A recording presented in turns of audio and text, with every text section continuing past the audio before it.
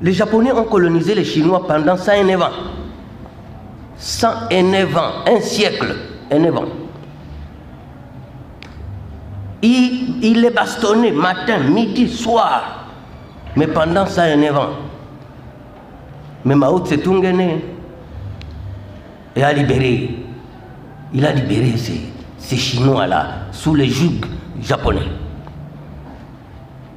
Et je vais vous dire comment la Chine est devenue la Chine que nous adorons et admirons aujourd'hui. Parce que le 1er octobre 1949, Mao Tse-tung fait la marche rouge à Pékin. Son premier projet, c'est le collège des élèves et des étudiants pour le salut de la Chine. On trouve 2, 3, 4 Chinois en train de discuter sur une question qui n'a aucun rapport avec la Chine de demain. 6 mois de prison. 6 mois de prison. Quand je vois des petits magiciens devenus pasteurs ici, en train de jouer avec le peuple, sans penser à notre avenir, si j'étais décideur, je les amènerais tous à Ngenga pour aller prier là-bas. Je les amènerais tous à Ngenga.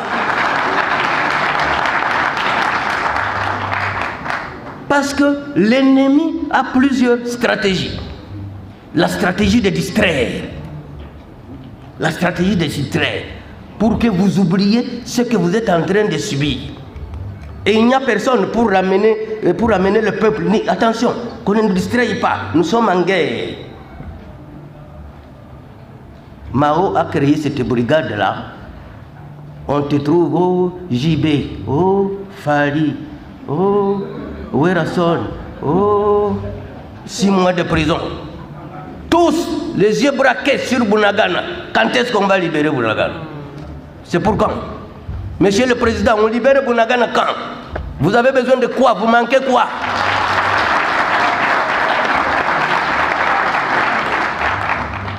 Vous avez besoin de quoi, Monsieur le Président, pour qu'on libère Bunagana? Qu'est-ce qui nous manque? Comment? Ces Burundais-là dont je vous parle, qui n'avaient pas accès à l'école secondaire, les mêmes Tutsis-là ont osé toucher sur du sang sacré. Melchior Ndadaye. Si les Hutus se sont libérés aujourd'hui au Burundi, vous ne voyez pas? Dès que Kagame bouge un tout petit peu sur le Burundi, on ferme la frontière. Kanga! On va frayer un autre chemin. Est-ce que vous savez maintenant que le Burundi est en train de placer un pont pour passer par Uvira, à Sangé, pour ne plus passer par le Rwanda?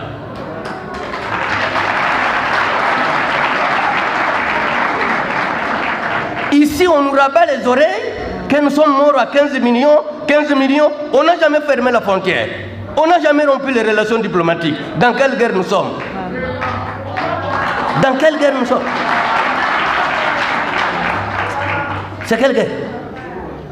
De complaisance amicale, ou alors ceux qui meurent, le lendemain ils ressuscitent. S'il est mort à Rutshuru, on le retrouve en Bandaka le jour qui suit.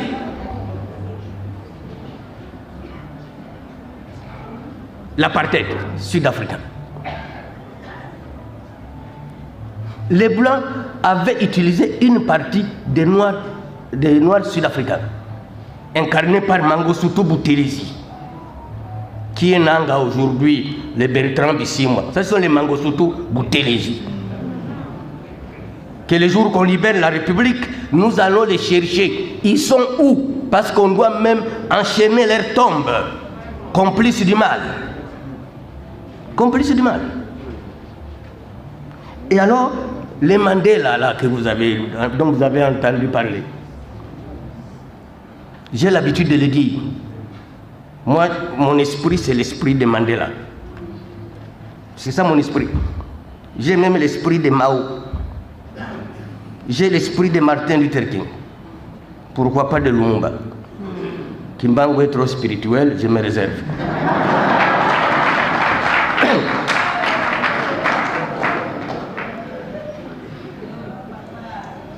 Modérateur, tu n'auras pas la capacité de me couper, je suis sûr.